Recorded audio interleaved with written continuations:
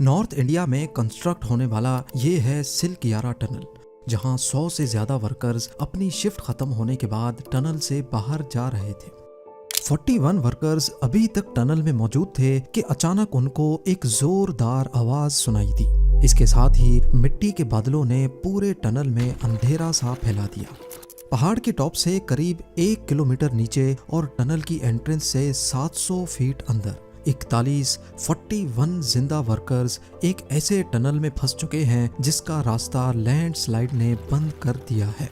सिल्क-यारा tunnel के इस rescue mission में रेस्क्यू टीम को किन किन मुश्किलात का सामना करना पड़ा और अगले 17 दिनों तक वर्कर्स को चारों तरफ से बंद टनल में कैसे जिंदा रखा गया, आइए जानते हैं इस मिशन की लम्हा बलम्हा कहानी।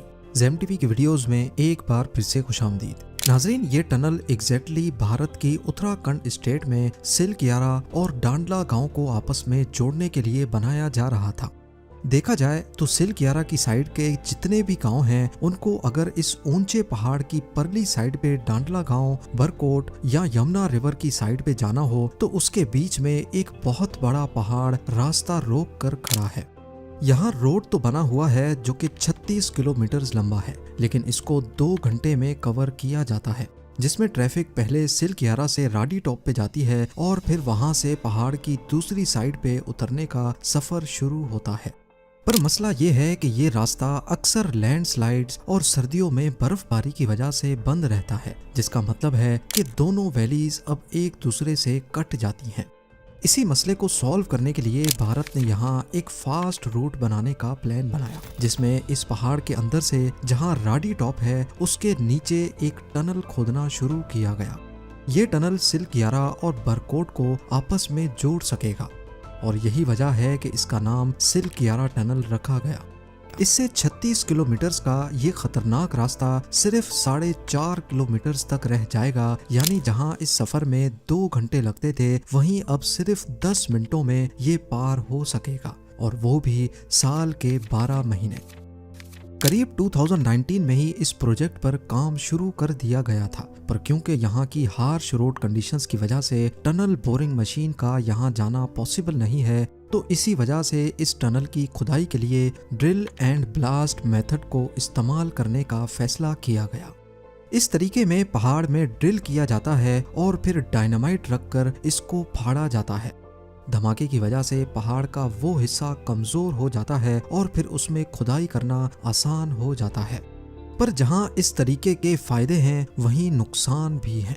नुकसान ये है कि अगर धमाका थोड़ा सा भी ज्यादा हो गया तो वो पूरे पहाड़ को भी कमजोर बना देता है और फिर किसी भी वक्त खोदा गया टनल कोलैप्स हो सकता है। ऐसा ही कुछ सिल्क-यारा टनल कोलैप्स में हुआ था। 12 नवंबर 2023 को दिवाली वाले दिन 41 मजदूर टनल के अंदर काम कर रहे थे। रोज की तरह वो अपना घर बार छोड़कर यहाँ आए तो थे, लेकिन आज के दिन वो वापस नहीं जा पाएंगे इसका अंदाजा किसी को भी नहीं था। सुबह को 5:30 बजे अचानक पहाड़ के कमजोर हिस्से में लैंड स्लाइडिंग हुई और उसने टनल के 60 मीटर के एरिया को बुरी तरह कोलैप्स कर दिया।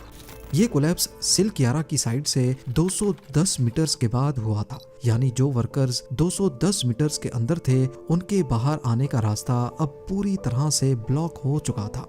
कोलैप्स के फौरन बाद बाहर मौजूद लोगों में भगदड़ मच गई। सबको यही लग रहा था कि पूरा टनल ही कोलैप्स हो गया है और अंदर काम करने वाले सारे मजदूर उसमें दब गए हैं। हर तरफ शोर और चीखों पुकार की आवाजें गूंजना शुरू हो गई। जहां दिवाली पर खुशियां मनाई जानी थी वहां पर अब मातम का सा समा था।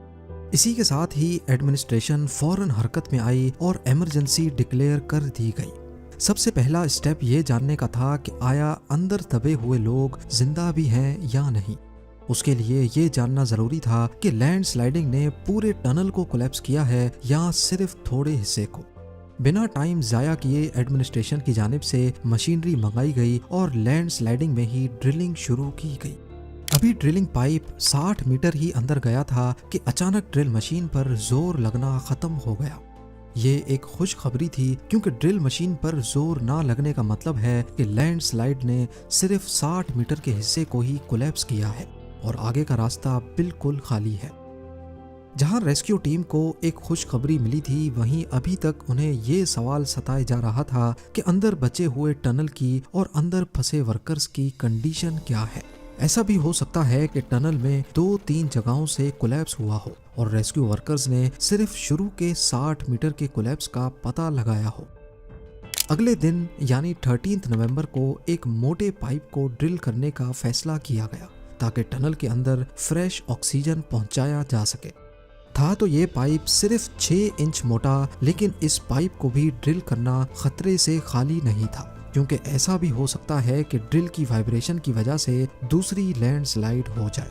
खुशकिस्मती से 60 मीटर पाइप बिना नुकसान के अंदर पहुंच गया।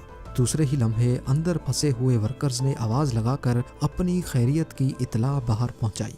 ये खबर रेस्क्यू वर्कर्स और साइट पर मौजूद वर्कर्स की फैमिलीज के लिए किसी खुशखबरी से कम नहीं थी।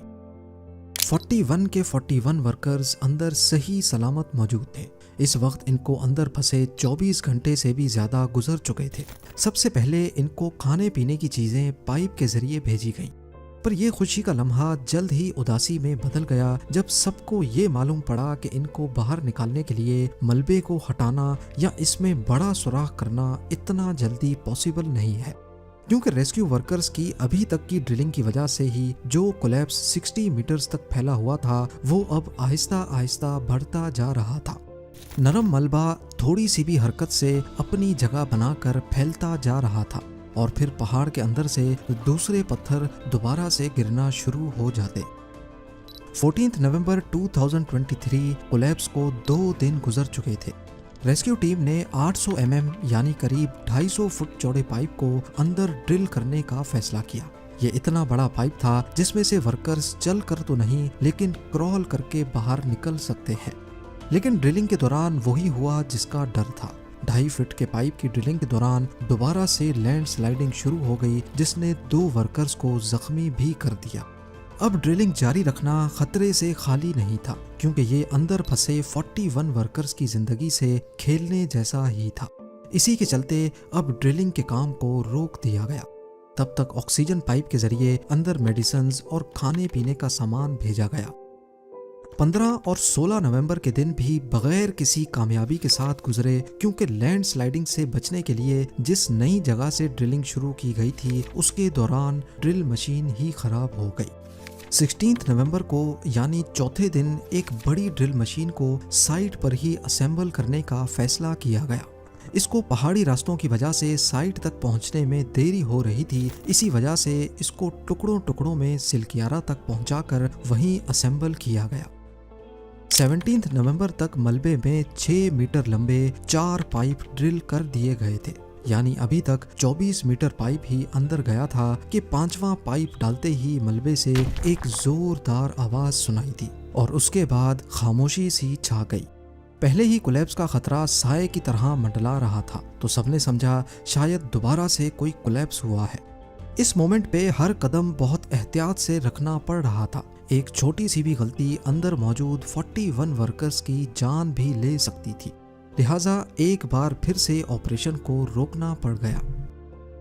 रेस्क्यू टीम अब ड्रिलिंग की हर मुमकिन कोशिश कर चुकी थी, लेकिन हर बार ड्रिलिंग के दौरान नरम मलबा दोबारा से कोलैप्स होकर टनल को मजीद बंद कर रहा था। 21 नवंबर 2023 अंदर फंसे वर्कर्स को अब 9 दिन गुजर चुके थे। उनकी हालत बद से बदतर होती जा रही थी। उनकी फैमिलीज पिछले 9 दिनों से साइट पर ही मौजूद अपने प्यारों को जिंदा देखने के लिए तरस रही थी। अथॉरिटीज ने पहले से भेजे गए छोटे पाइप के जरिए एक एंडोस्कोपी कैमरा को अंदर भेजा। 9 दिनों में पहली बार 41 वर्कर्स को देखा जा सकता था। उनको अब ड्राई फ्रूट्स और खुश्क खानों के अलावा बोतलों में भरकर गरम गरम खाना भी पाइप के जरिए भेजा गया। बेशक वर्कर्स को अंदर खाना पीना मिल रहा था, लेकिन एक ख्याल उनको हर वक्त सता रहा था कि क्या वो यहाँ से कभी जिंदा निकल भी पाएंगे या नहीं। 22 नवंबर को एक बार फिर से ड्रिलिंग स्टार्ट की गई, लेकिन 44 मीटर्स के बाद एक ऐसी मुसीबत सामने आ गई जिसका अंदाजा किसी को भी नहीं था। जो सरिया टनल की कंस्ट्रक्शन में लगाया गया था वो ड्रिलिंग पाइप के आड़े आ गया। इन सरियों को 44 मीटर्स की गहराई में काटने के लिए स्पेशल कटर्स की जरूरत थी जो उस वक्त वहां मौजूद नहीं थे। लिहाजा एक बार फिर से ड्रिलिंग का काम रोकना पड़ गया। अभी तक जितनी भी ड्रिलिंग की गई थी वो टनल की ओपनिंग से हॉरिजॉन्टली की जा रही थी। इस मौके पर किसी को ख्याल आया कि अगर पहाड़ के ऊपर से वर्टिकल ड्रिलिंग की जाए और पाइप को सीधा उस जगह में ड्रिल किया जाए जहां लैंडस्लाइड नहीं हुई तो पॉसिबल है कि दोबारा कोई रुकावट बीच में ना आए।